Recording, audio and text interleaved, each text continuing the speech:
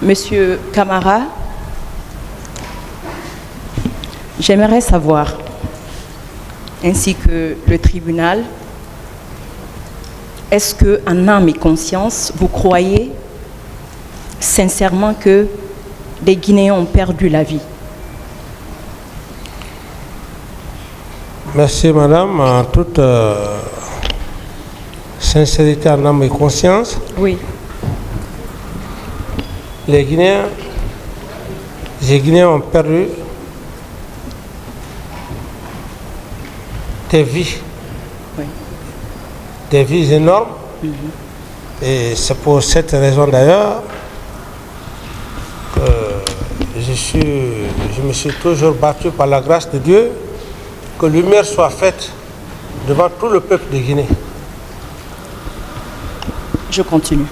Est-ce que vous croyez qu'il y a eu torture au stade ainsi que dans les camps militaires? En toute sincérité, on en parlait. On en parlait, la presse en parlait, qu'il y avait des tortures. Donc, ce qui établit que c'est vrai. Oui, mais lorsque la presse en parle, des informations, alors c'est comme une information peut être là. Est-ce que cette information qu'on donne, est-ce qu'elle est sûre, est-ce qu'elle n'est pas sûre? Mais de toutes les façons, moi, j'apprenais comment dirais-je à la radio. À la radio. En toute sincérité. Ok. Ouais. Je continue également. Est-ce que vous croyez au fait de pillage perpétré dans plusieurs quartiers de Conakry? Oui, les gens aussi parlaient effectivement de l'affaire de pillage. Et comme d'ailleurs ce n'était pas le seul cas, il y en avait eu d'ailleurs plusieurs fois, Oui. où moi-même j'étais obligé d'intervenir à des moments donnés. Et ces pillages-là, ça parlait. Donc, vous croyez à la thèse, à cette thèse? Vous croyez que les gens ont perdu la vie, les personnes ont été torturées, il y a eu pillage, il y a eu agression sexuelle, il y a eu viol. Vous croyez à tous ces faits? Madame, je dis clairement et je réitère, il faut être un Satan pour ne pas dire qu'il n'y a pas eu de cas de mort au stade. Ok. Donc, si vous croyez réellement qu'il y a eu ces faits pendant que vous étiez président de la République, est-ce que ça doit surprendre quelqu'un aujourd'hui de voir ses victimes dans cette salle? Et ces victimes, d'ailleurs, par le biais, je ne connais pas cette dame Asma Diallo. Pas elle. Est-ce que ça doit surprendre un Guinéen ou un des accusés ici de voir des victimes dans cette salle? Non, ça ne doit pas surprendre. D'accord. Donc, est-ce que ça doit surprendre un accusé de voir ces personnes donner des versions par rapport à ce qu'elles ont subi? Bon, ces versions, comme je le dis... Est-ce qu'on peut mettre en doute? Bon, ces versions ne peuvent pas... C'est au tribunal. C'est au tribunal de vérifier les versions de ces faits. Donc, on croit à la version selon laquelle il y a eu assassinat, il y a eu torture, il y a eu pillage, il y a eu agression sexuelle sur toutes ses formes, viol. Et quand ces personnes qui ont subi ces faits viennent expliquer, on met en doute leur explication. Est-ce que vous pensez que cela est juste? Non, mais madame, je n'ai pas dit qu'on doit mettre en doute. Je dis simplement que ces victimes ont le droit de venir poser leurs problèmes. Oui. À ce niveau, le droit pénal, ce ne sont pas aussi des hypothèses, je le dis bien, ce sont des preuves. Moi, je suis là pour des faits de complicité devant le tribunal criminel. Je voudrais que ma culpabilité soit tangible. Okay. C'est ce que je cherche. Est-ce que vous savez qu'il n'y a pas complice sans auteur? Est-ce que vous le savez? Sans auteur principal ou les auteurs principaux? Bien sûr, c'est ce que même je voulais vous dire. J'ai juste accepté de me prêter à toutes les questions. Oui. Parce que lorsque monsieur... Donc je continue, je suis satisfait. Non, laissez-moi aller au bout de mes idées, s'il vous plaît. Ok. Lorsque le président du tribunal avait parlé, et quand le procureur d'ailleurs a reformulé, oui. C'est ce qui fait d'ailleurs que je me prête à toutes ces questions. Je n'ai pas l'intention de fuir les questions, mais ici, dans le contexte où je suis,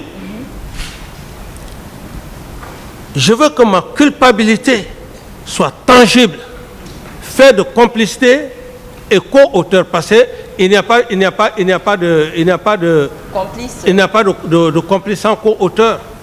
Alors, d'où par conséquent, je me serais même fié, n'eût été la sagesse du procureur, je me serais même fié à dire sans complice, sans auteur, je ne parlerai pas de complice. Parce que en ce moment, je suis co-auteur en même temps complice, mais par la sagesse du tribunal et de monsieur le procureur, je suis tenu obligé de répondre à toutes ces questions. Sinon, j'aurais demandé, il faut un auteur qui dit clairement que M. Camara a été complice avec moi. Mais le fait, je ne vais pas aider, comment dirais, la Cour pour vraiment pour la vérité. C'est de bonne foi que je le fais, madame. Ok.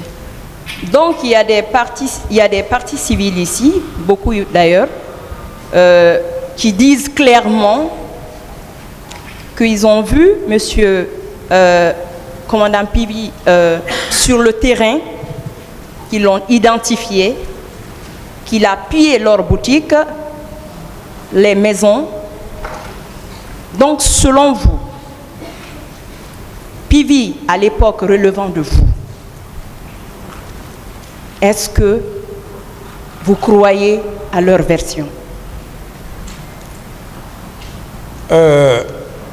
Madame, je crois qu'il ne faudrait pas... J'ai été clair avec vous. J'ai dit, les versions, nous ne sommes pas à l'époque où c'était les rhétoriques. Les rhétoriques, qu'on pouvait dire que X... Vous croyez oui ou non? C'est simple. Je dis que, madame, je ne rentrerai pas dans ce jeu-là pour dire que M. Claude a fait ça. Moi, je suis devant vous par rapport aux preuves. Qu'est-ce que le capitaine... Je vous informe qu'il y a certaines parties civiles aussi qui ont pointé du doigt le CNDD. Et vous étiez à la tête de l'État à l'époque. Mais c'est de cela que vous étiez président aussi. C'est de cela que je parle, madame. Et je vous informe même. Après les événements du 28 septembre, il y a même eu des internautes, ou même il y a, je ne sais pas, une personne qui a dit que le président Dadis était au stade, il avait comme adresse la tête d'un enfant. Mais tout ça, ce sont des hypothèses. On ne se fie pas aux hypothèses ici. Moi, je suis là, que ce soit maintenant des accusés. Ce qui me regarde, c'est quoi? C'est le président du tribunal que toutes les personnes qui disent que capitaine Dadis a fait ce qu'ils exhibent des preuves devant le président du tribunal. Les preuves, parce qu'on ne peut pas faire le droit pénal n'est pas une hypothèse. Okay. Quelqu'un peut quitter là-bas à Conakry. Saviez-vous qu'on vous appelle dictateur? Est-ce que vous le savez? Ouais. Pas de terme péjoratif, madame la procureure. Oui, c'est pas moi qui le dis. Posez une autre question. Non, on qualifie votre régime d'un régime qui a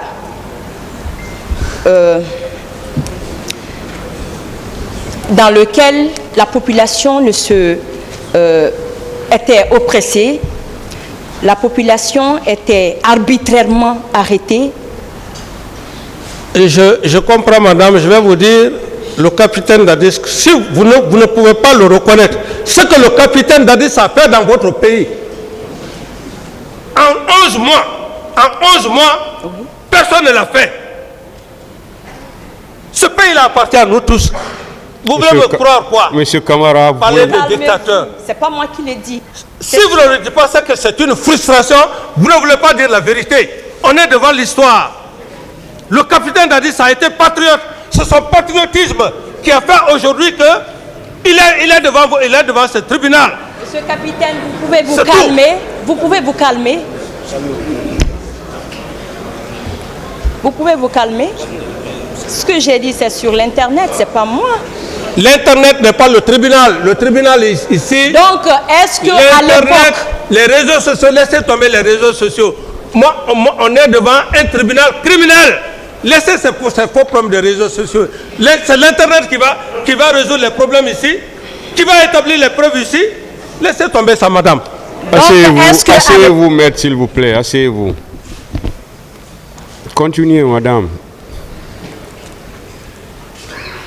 Monsieur capitaine Dadis, je continue. Avec plaisir. Oui. Pendant que vous étiez pilote de la République, pendant que vous étiez commandant en Guinée, chef de l'État, vous cumulez les 3 fonctions à l'époque. Lesquelles? Les fonctions de l'exécutif, du judiciaire. Donc, expliquez-nous pourquoi à l'époque vous étiez comme un procureur de la République. Vous arrêtez les gens. Donc, madame, je vous renvoie... En juin 2009, il y a des magistrats qui se sont soulevés contre votre façon de gérer le pays. Contre... Non. Maître, s'il vous plaît, non. Écoutez, madame. Non, madame, s'il vous plaît, je veux simplement vous dire, l'histoire me donne raison. Monsieur le Président. Ce que j'ai fait au Palais du Peuple, voilà le résultat. S'il vous plaît. Voilà le résultat. Ces jeunes qui étaient à l'université, c'est le résultat. C'est pour vous dire que le capitaine Dadis était un patriote. Laissez-moi. Monsieur le Président. Madame, vous n'avez pas la parole, s'il vous plaît. Calmez-vous. Monsieur le Président. C'est le résultat qu'il fait aujourd'hui. Monsieur Camara. Ces jeunes présidents, Monsieur Camara, calmez-vous. Je ne le regrette pas. J'ai dit que c'est la raison. Dieu m'a donné raison. Est-ce que je pouvais penser que ces jeunes-là pouvaient être devant moi? C'est le patriotisme. Dieu m'a donné raison. Si vous voulez mêler comme adresse cette affaire au Palais du Peuple, je ne le regrette pas. Parce que Dieu m'a déjà recommandé. Madame la procureure, s'il vous plaît. Monsieur Camara, calmez-vous. Vous n'avez pas intérêt à vous énerver. Je vous ai dit dès le début, c'est simple, quand on vous pose une question, vous avez le choix. Soit vous répondez par oui, par non, soit vous dites tout simplement que vous ne répondez pas. En ce moment, le tribunal aura la latitude d'apprécier. Mais si vous choisissez de répondre, le tribunal va vous laisser répondre. Mais là, ne vous énervez pas. Ne vous énervez pas. Madame la procureure, posez des questions qui vont dans le sens des faits ou qui peuvent aboutir au moins aux faits.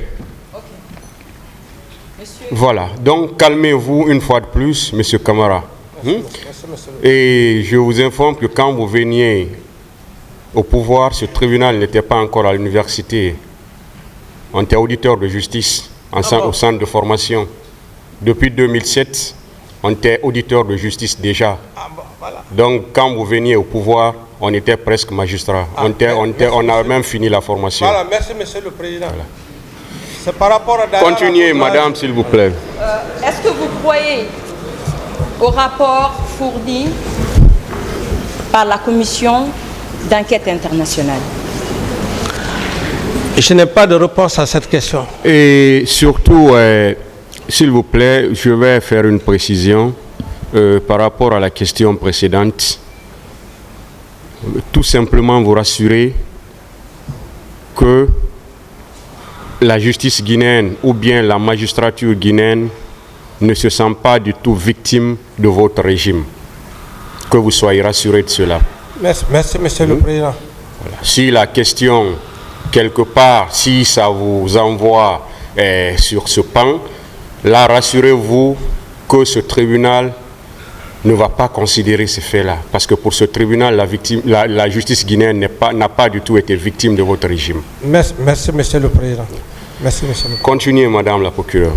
C'est sur votre instruction que la commission d'enquête internationale a été mise en place, a commencé à travailler par rapport au massacre.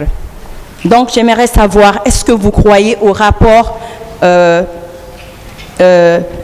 rendu par cette commission?